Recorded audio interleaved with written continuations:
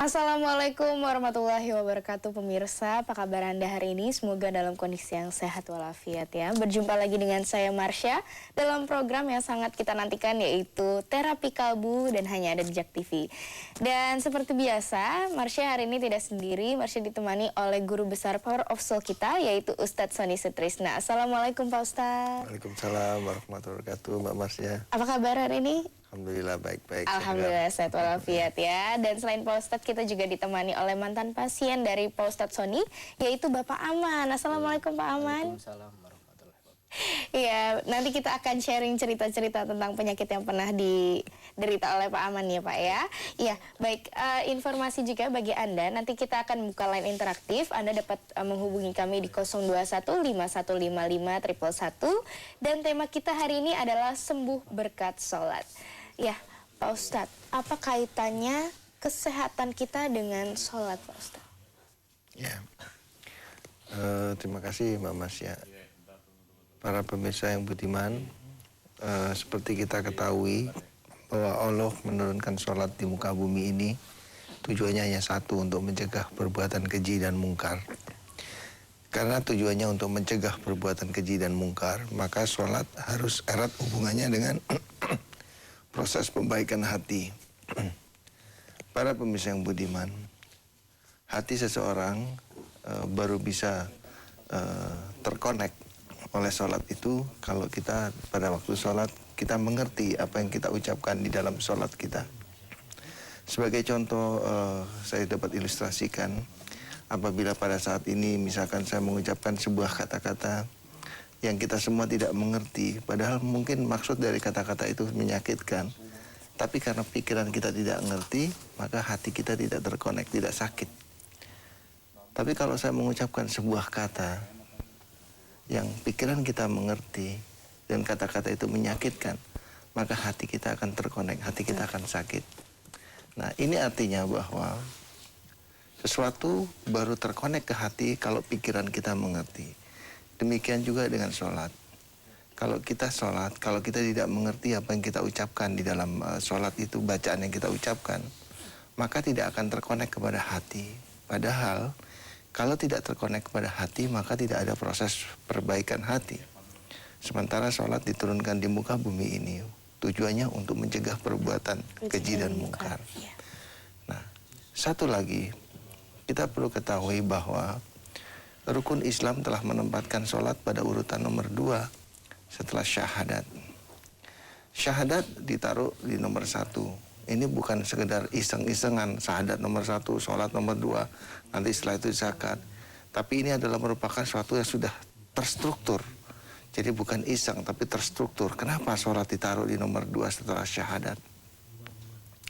Para pemirsa yang budiman, syahadat erat hubungannya dengan tauhid atau ilmu mengesahkan Allah. Nah, di sanalah kita harus memahami tentang ilmu keesaan Allah.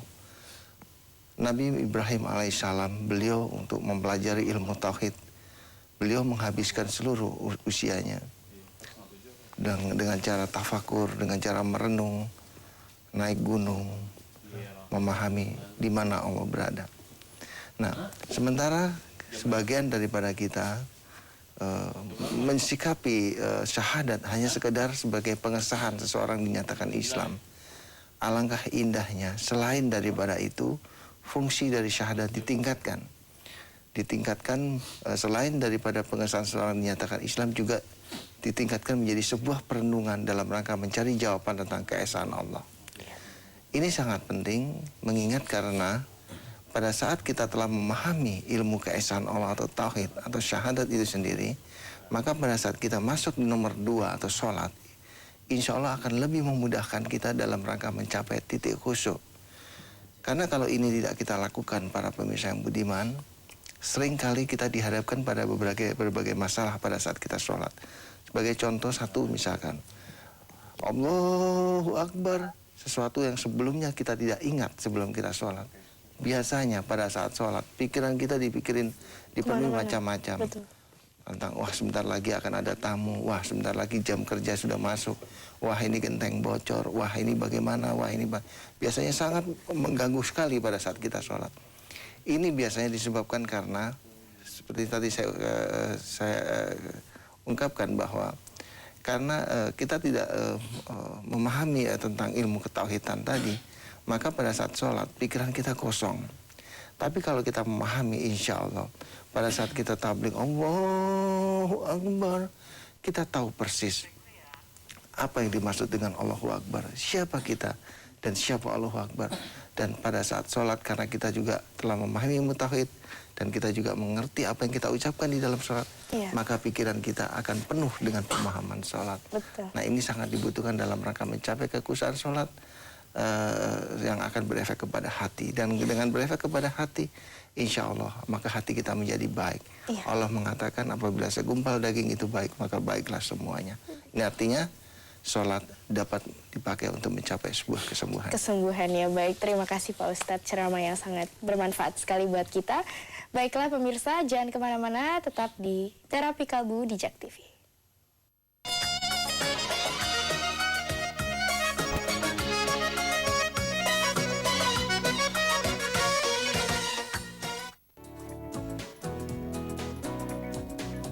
Menelusuri setiap ruang hijau sekitar kita. Tanaman ini ditanam melalui pot atau plastik seperti ini.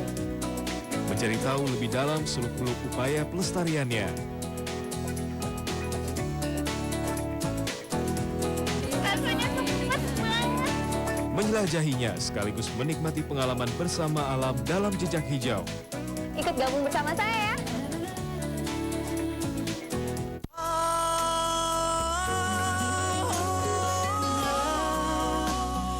이대로 서성이면 이대로 눈물 지면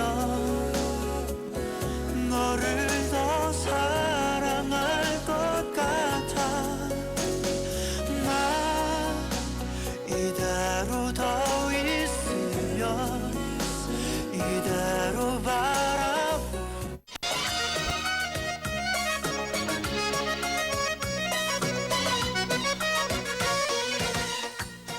Ya pemirsa, masih bersama kami dalam program Terapi Kalbu di JAK TV. Dan informasi bagi Anda yang suka membaca buku, ada 2 buku karangan dari Pak Ustadz Sony.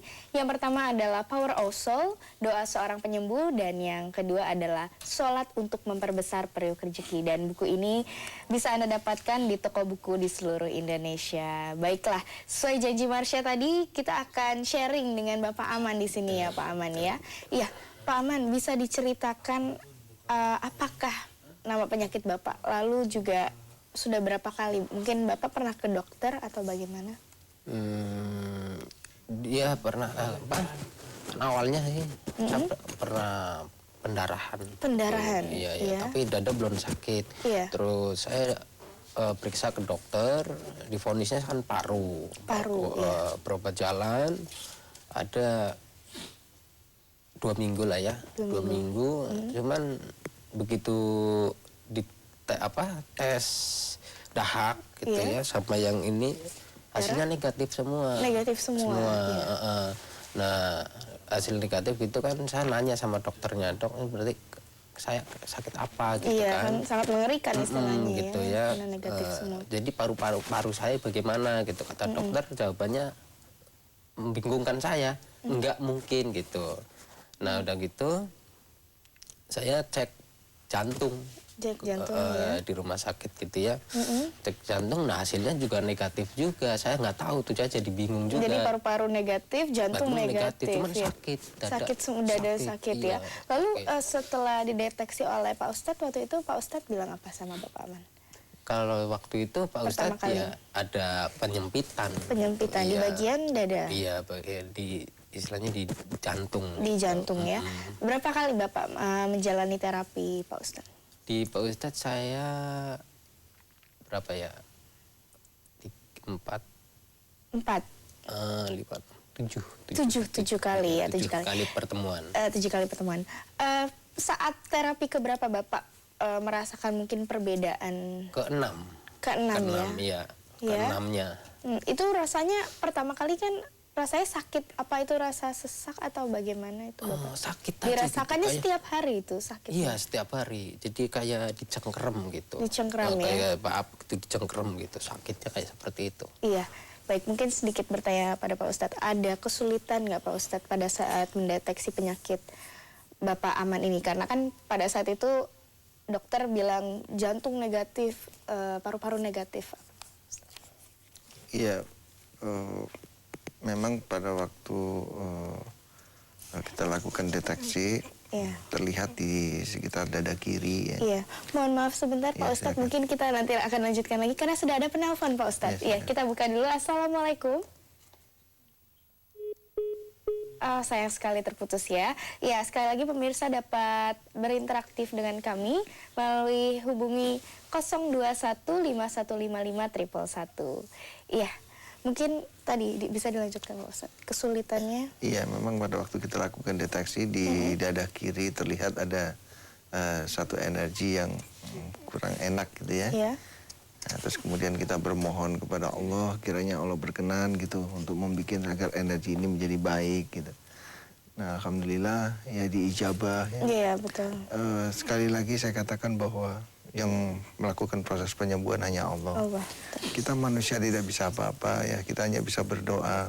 Iya. Tapi yakinlah bahwa Allah itu ada, dan apabila doa itu diijabah ya, seperti yang kita sering saksikan bahwa ada kekuatan doa itu, dan alhamdulillah Pak Aman hari ini bisa berkumpul bersama kita untuk Iya, memberikan betul kesaksian sekali. kepada para pasien, para pemirsa yang budiman. Iya, baik. Dan langsung saja kita buka telepon karena sudah ada yang menelpon ke sini. Assalamualaikum. Assalamualaikum. Waalaikumsalam. Iya, Ibu dari siapa? Di mana Ibu? Dari di Depok. Ibu siapa, maaf? Elia. Elia. Oh ya, silakan Ibu. Iya. Ya, silakan Ibu. Pak Oke. Ustadz. Iya Ibu, assalamualaikum. Assalamualaikum Pak Ustadz. Waalaikumsalam warahmatullahi wabarakatuh, Ibu. Ini mau nanya Pak, kan udah 3 tahun nikah. Iya, Ibu. Tapi 3 tahun belum nikah. dikasih keturunan. Belum punya keturunan. Ibu sebelumnya sudah ke dokter?